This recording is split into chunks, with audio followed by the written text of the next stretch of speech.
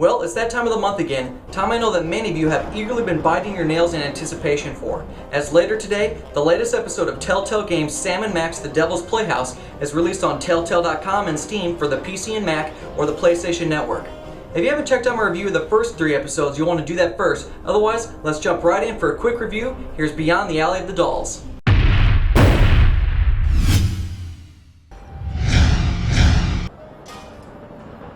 Recall at the end of They Stole Max's Brain that Sam had just saved Max and vanquished the evil Samun Mac when out of the blue a bunch of evil Sam clones busted through the door. This episode picks up right here with the army of clones, or doppelgangers, chasing Sam, Max, and General Schoonkape into Stinky's diner. We're closed! You better tell them that!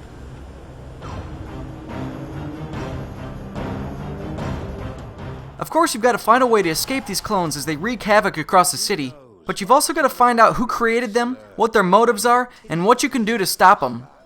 Along the way, you'll be forced to intervene a love connection, eat some cake, participate in a seance, and even get involved with a trans-dimensional destabilizer. Hey, you! Like the previous episodes, you'll get a new mysterious villain to deal with, and of course, there'll be some surprising twists along the way. The ending of the episode is pretty interesting as well, as everything appears as though this would actually be the last episode until, of course, something crazy happens, thus revealing another huge cliffhanger for next month's finale. Right away, I could tell that all of the comedy that I felt was missing from the 3rd episode was back in full force, and all of your favorite characters will make their return, taking part in one way or another. Say, you wouldn't happen to know anything about all these Sam clones running around, would you? Those are real? Yeah? Holy Mother of God! Out of my way! Not so fast, Dollface! Like the previous episodes, Beyond the Alley of the Dolls took me roughly 4 hours to complete, though I found the puzzles a bit easier to solve this time around, likely because I'm just getting used to the way the mechanics work by now. Max now has access to his full array of psychic powers, including teleportation, rhinoplasty, mind reading, future vision, voice throwing, and one new power that you'll be very excited to test out. In fact, there's even a small portion of the episode where you get to take full control of Max for once. No new gameplay mechanics were added this episode, but the interrogation mechanics from They Stole Max's Brain make a small appearance along the way. Primarily, you'll partake in conversations with all the characters as you gather information, you utilize and combine Max's powers to continue to gather information, and finally, you'll utilize mucho portions of trial and error as you try to figure out what the hell's going on.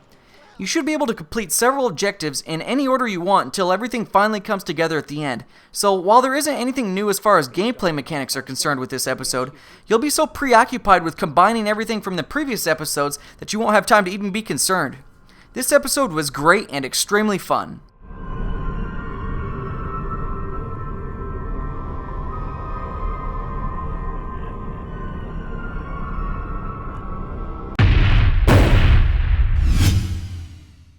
The Chthonic Destroyer.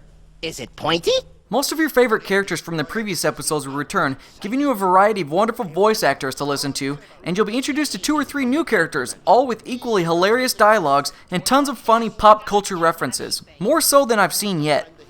While you won't utilize the DeSoto for travel this time around, you will visit many locations including the museum, the docks, Stinky's, and an underground cloning facility, all via a series of interconnected tunnels, so you're going to have a lot of nice environments to check out. As with the other episodes, the graphics are wonderful and the background music suits the general mood of the episode. Coffin-bound specters with bleaching white bones. Reach out and touch us by ringing our phones!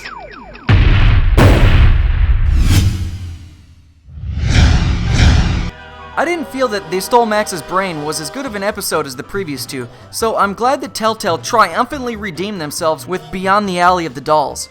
Everything that was great with the first 2 episodes has returned with a wonderful story and an epic cliffhanger to keep us coming back for more. All in all, I found this to be the best episode yet.